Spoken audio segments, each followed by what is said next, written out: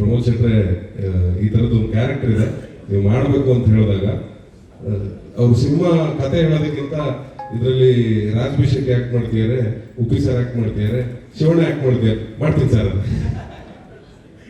ಕತೆ ಗೀತೆ ಏನೂ ಕೇಳಲಿಲ್ಲ, ಮಾಡ್ತೀನಿ ಸರ್ ಅಂದೆ.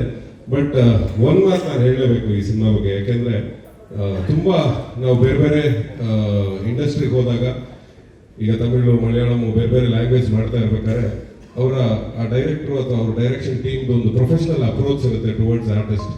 ಅವ್ರು ಏನು ಮಾಡಬೇಕು, ಏನು ಹೇಳಬೇಕು, ಎಷ್ಟೊತ್ತಿಗೆ ಬರಬೇಕು, ಎಷ್ಟೊತ್ತಿಗೆ ರೆಡಿ ಆಗಬೇಕು, ಈ ಥರದ್ದೊಂದು ಪ್ರೊಫೆಷನಲಿಸಮು ನಮ್ಮ ಇಂಡಸ್ಟ್ರಿಲಿಲ್ಲ ಅಂತ ತುಂಬ ಜನ ಮಾತಾಡ್ತಿದ್ರು. ನನಗೇನು ಅನಿಸಿರ್ಲಿಲ್ಲ, ಅಂದರೆ ತುಂಬ ದೊಡ್ಡದಾಗಿ ಅನಿಸಿರ್ಲಿಲ್ಲ.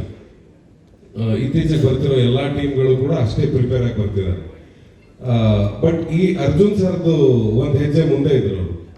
ಅವರು ಅಷ್ಟನ್ನು ಆನಿಮೇಷನ್ ಮಾಡಿಕೊಂಡು ನಮ್ಮ ಕ್ಯಾರೆಕ್ಟರ್ ಹೆಂಗೆ ಬಿಹೇವ್ ಮಾಡುತ್ತೆ, ಹೆಂಗೆ ಮಾತಾಡುತ್ತೆ, ಅಂದರೆ ಎಲ್ಲಿಗೆ ಓಡಾಡುತ್ತೆ, ಏನು ಶಾರ್ಟ್ಸ್ ಇರ್ತಾರೆ ಸತ್ಯ ಸರ್ ಅಂತ ಅವರಿಬ್ರು ಮುಂಚೆನೆ ಕೂತದ್ದು ಅಷ್ಟನ್ನು ಆನಿಮೇಷನ್ ಮಾಡಿಕೊಂಡು ತಗೊಂಬಂದು ಪ್ರೆಸೆಂಟ್ ಮಾಡಿದ್ದು.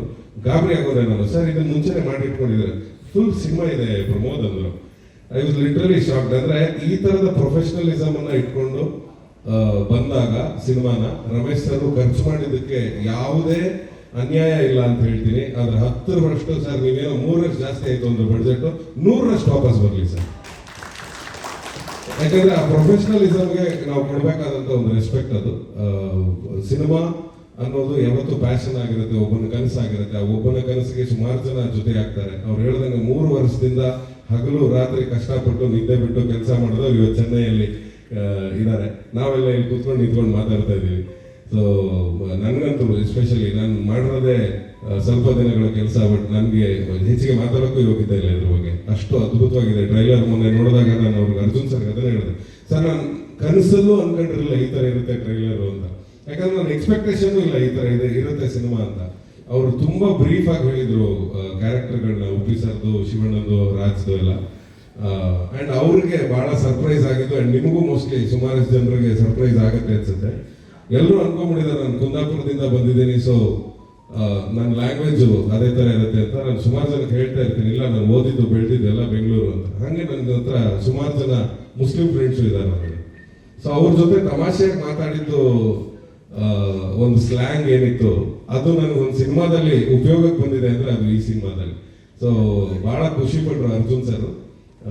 ನೀವು ಹೆಂಗ್ ಶೆಟ್ರೆ ಇಷ್ಟು ಚೆನ್ನಾಗಿ ಉರ್ದು ಗಿರ್ದು ಎಲ್ಲ ಮಿಕ್ಸ್ ಮಾಡ್ಕೊಂಡು ಮಾತಾಡ್ತೀರಾ ಅಂತ. ಸೊ ಆ ಪ್ಲಸ್ ಪಾಯಿಂಟ್ ಈ ಸಿನಿಮಾದಲ್ಲಿದೆ. ಇದೊಂದೇ ಗುಟ್ಟು ನಾನು ಬಿಟ್ಕೊಡಕ್ಕೆ ಸಾಧ್ಯ. ಇನ್ನೇನೇ ಬಿಟ್ಕೊಟ್ರು ಪಾಪ ಅವ್ರು 3 ವರ್ಷದ ಶ್ರಮ ಹಾಳಾಗುತ್ತೆ.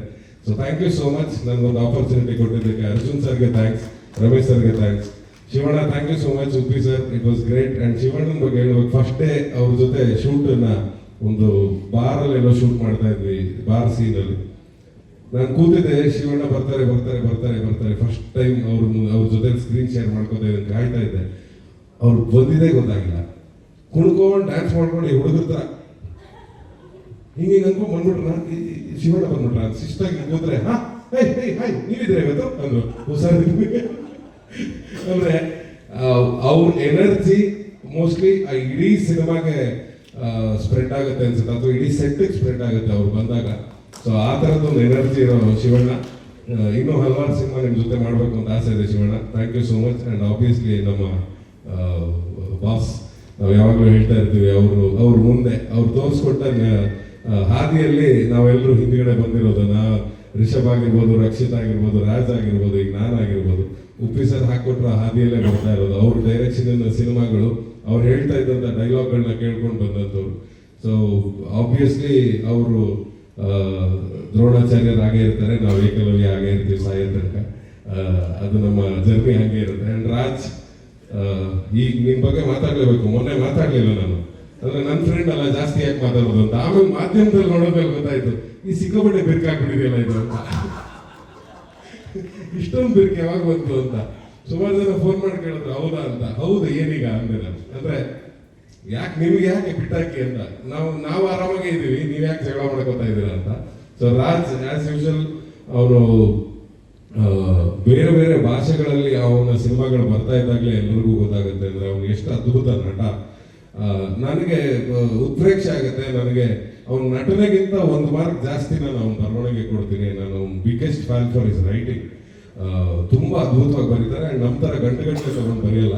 ಒಂದು ಪೆನ್ನು ಪೇಪರ್ ತಗೊಂಡು ಶಿವಣ್ಣ ನೀವು ಒಂದ್ಸರಿ ನೋಡ್ಬೇಕು ಅವ್ರು ಬರೆಯೋದನ್ನ. ಒಂದು ಪೆನ್ನು ಪೇಪರ್ ತಗೊಂಡು ಒಂದು ರೂಮಲ್ಲಿ ಮೂಲೆಯಲ್ಲಿ ಹಿಂಗೆ ನೆಲದ ಮೇಲೆ ಕೂತ್ಕೊಂಡು ಗೀಚ್ಬಿಡ್ತಾನೆ, ಒಂದು ಇಡೀ ಸಿನಿಮಾ ಕತೆ ಗೀಚ್ಬಿಡ್ತಾನೆ ಅಯ್ಯಪ್ಪ. ಸೊ ಆ ಥರದ್ದೊಂದು ಟ್ಯಾಲೆಂಟ್ ಅವರು. ಸೊ ಆಲ್ ದಿ ಬೆಸ್ಟ್ ಶೆಟ್ರೆ, ಇನ್ನು ಹಲವಾರು ಸಿನಿಮಾಗಳು ಆಗಲಿ ಇದೇ ಥರ 100 ಕೋಟಿ 200 ಕೋಟಿ ಕಲೆಕ್ಷನ್ ಮಾಡೋಷ್ಟು, 200,000 ಆಗಲಿ, ಅದಕ್ಕೆ ಇನ್ನೊಂದು 0 ಸೇರಿಸ್ಬಿಡೋಣ, 2,000 ಕೋಟಿ ಕಲೆಕ್ಷನ್ ಆಗೋಷ್ಟು ಆಗಲಿ. ಸೊ ಇನ್ನೂ ಹಲವಾರು ಸಿನಿಮಾ ನಿಮ್ಮ ಪ್ರೊಡಕ್ಷನ್ ಇಂದ ಬರುತ್ತೆ ಅನ್ನೋ ಆಸೆಯಿಂದ ಹೇಳ್ತಾ ಇದ್ದೀನಿ. ರೀಸೆಂಟ್ ಆಗಿ ಸೂಪರ್ ಸೊ ಅವ್ರು ಗೆದ್ದು, ಸೊ ಅದ್ರ ಹಿಂದೆನೇ ಇನ್ನೊಂದು 4-5 ಸಿನಿಮಾ ಅವ್ರದ್ದು ರೆಡಿ ಆಗ್ತಾ ಇದೆ. ಅಂದ್ರೆ ಅವರ ತಂಡಕ್ಕೆ ಹೊಸ ಹುಡುಗರಿಗೆ ಮಾಡ್ತಾ ಇರುವಂತಹ ಸಿನಿಮಾಗಳು. ಸೊ ಹೊಗಳಿದ್ದೀನಿ ಮಗ, ಇನ್ಯಾವ ಬೇಕು ಇಲ್ಲ. Thank you so much, thank you.